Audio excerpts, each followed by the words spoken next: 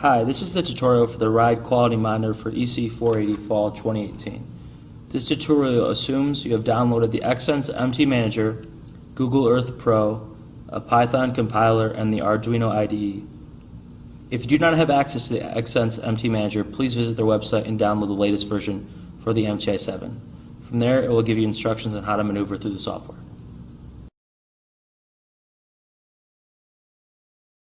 In order to start the real-time data analysis, we must first configure the output settings. First, plug in the MTI-7 and scan all ports. The MTI-7 should appear in the device list window.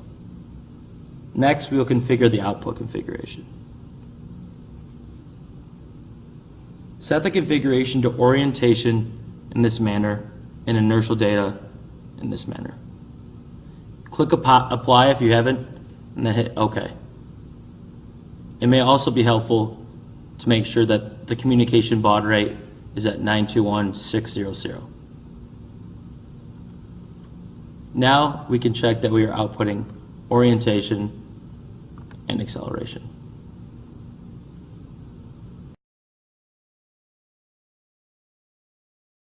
Next, let's set up the Arduino. The Arduino code you will run is called rqm_I2C_final. And this code will provide real-time analysis for hard accelerations, braking, and lateral acceleration. Some key features of this code is that pitch and roll are calculated to offset the component of gravity, and the mills function is used instead of delays. You can change the thresholds for the alerts up here. This Arduino code utilizes xsense.h, which will need to be included in your libraries. The four files you'll need are xsense.cpp, xbus.cpp, xsense.h, and xbus.h. If you would like to add additional measurements in the future, you should start here by adding the address of that data, which is available in the low-level communication protocol provided by Xsense. Just know that this data must also be reflected in the MTI settings.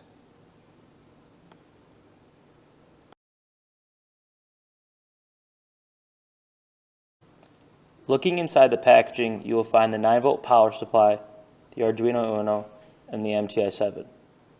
The MTI-7 and Arduino share 4 I2C communication connections: 3.3 volts in red, ground in black, and both I2C wires, SDA and SCL, in gray and white respectively, which are connected via 2.7 kilo ohm pull-up resistors on the perf board.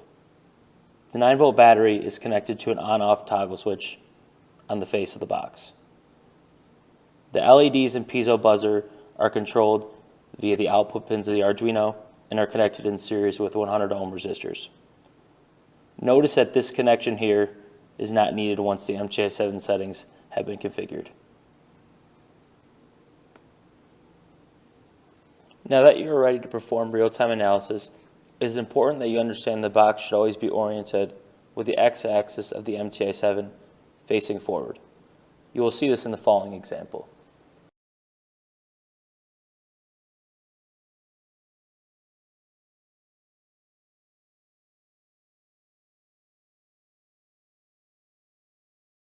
One, two, one.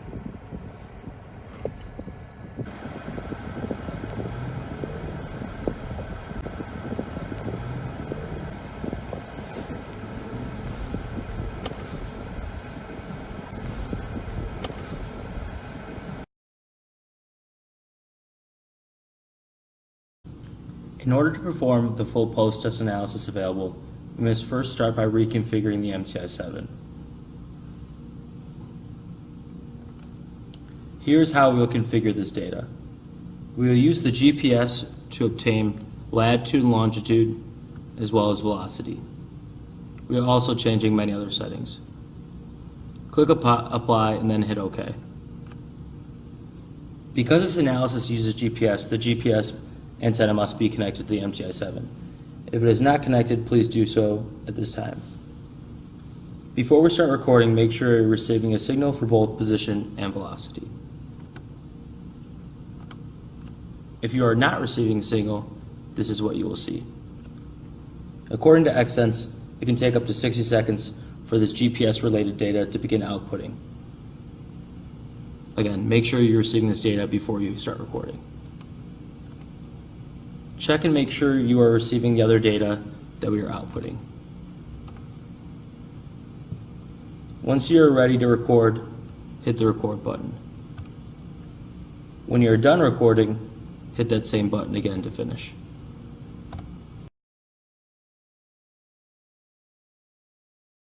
Once you have finished recording, we will now export our data. Click File, Open File, and select the recording you'd like to export. For selecting processing options, we'll use the general filter profile and we will use neither AHS or ICC. From here, you can hit play and you can view your data.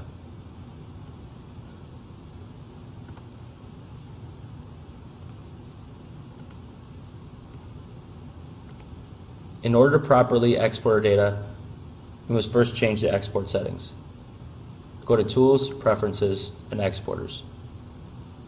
Make sure the output file name is being output as a .text file. Make sure the delimiter option is set to comma. Make sure the empty field option is set to nav. From here, we'll go to File, Export. The exporter allows for both KMZ files and text files to be exported. We will export both file types.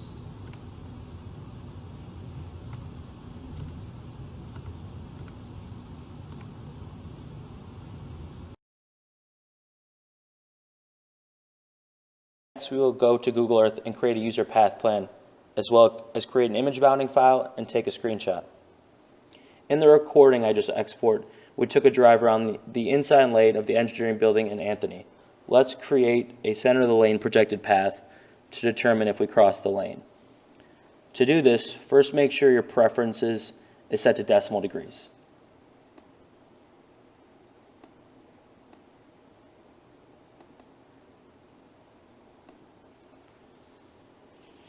Next, click Add Path.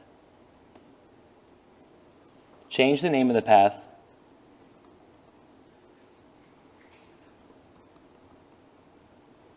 You can also change the style and color. You can slide this box to the side for now.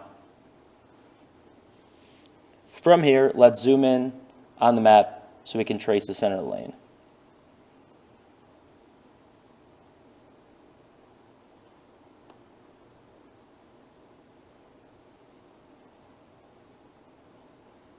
You may start at any point you'd like, but for highest accuracy, you should place a point every 20 to 30 meters.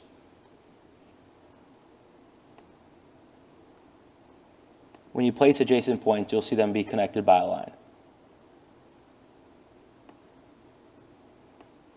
Complete this process for the rest of the path.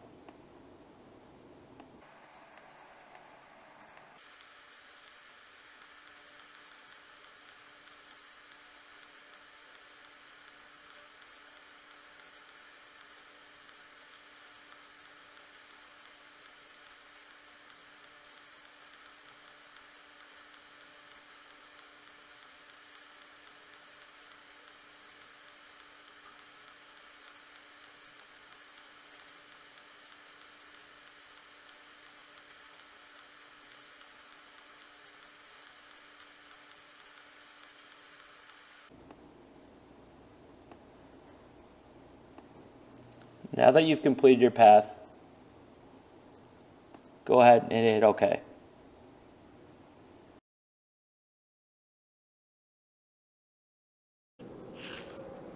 Now that you've traced a projected path, let's create an image bounding polygon and take a screenshot. Looking at the map, we can see our projected path. We first want to make sure we're viewing this projected path in a true bird's eye view facing north. To do this, we can use these icons to face north and make sure we are getting a bird's eye view. Once we know we are facing north and we have a true bird's eye view, let's go to Add Polygon. Let's rename this polygon.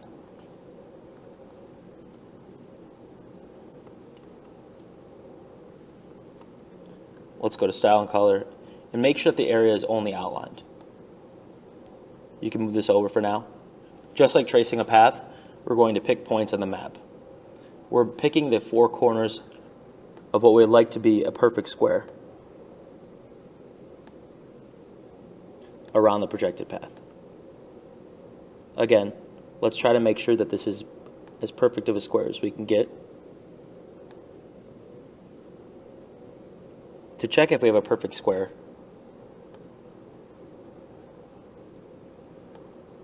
let's go ahead and use a screenshot.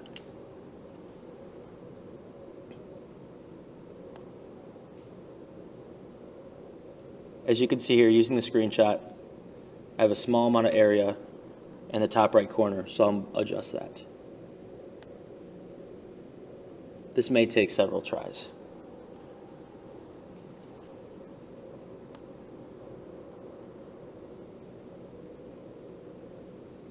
The screenshot will encapsulate almost all the polygon, so we can go ahead and save this polygon. Now that we've saved the polygon, let's go ahead and get rid of the path, and let's take another screenshot.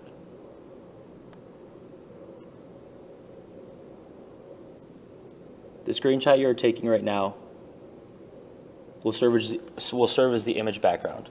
So go ahead and save that screenshot in a place where you'll remember it. As you can see here, we've got our projected path and our image polygon.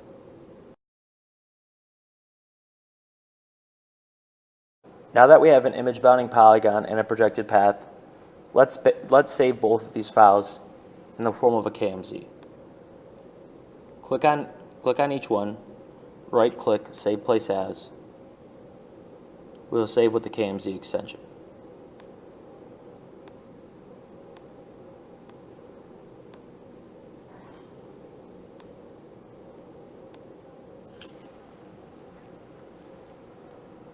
It is important to note that once you have saved the image polygon and projected path, do not rename these files.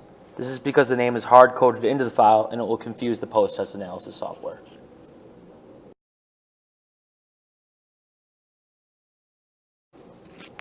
Now that we have all the information we need to run the post-test analysis software, let's first examine the code. First, make sure your compiler has all these available libraries downloaded. If you happen to be using PyCharm and you do not have one of these libraries, you can go to PyCharm, Preferences, Project Interpreter. You can click this plus arrow and you can search for any library you do not have and then download.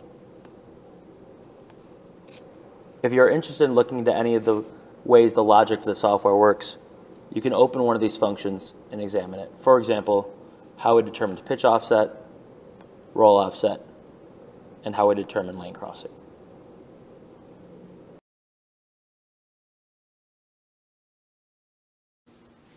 Once you're ready to begin the analysis, click the Run button or call the program from your command window.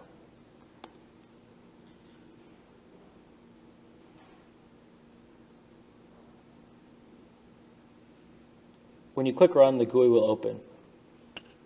Here in the GUIs, we'll import the 5 files that I've created along the way in this tutorial. You could also incorporate an antenna offset for the position of your antenna within the vehicle, and you could also include the performance metrics that you'd like to test against. You can incorporate your own metric, or you can use the competition benchmark.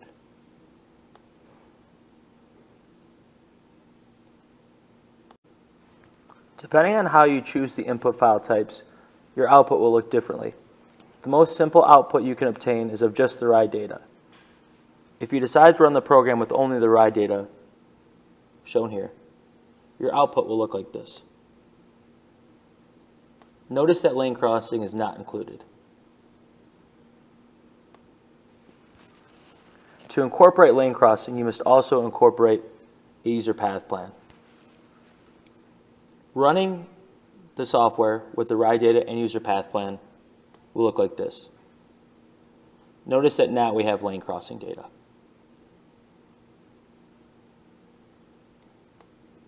If you decide to incorporate all 5 files and do the full analysis, here's what your output will look like. Now the image is incorporated into the picture, Also, if you go to Google Earth, you'll notice that your ride data has been opened on Google Earth for you to view.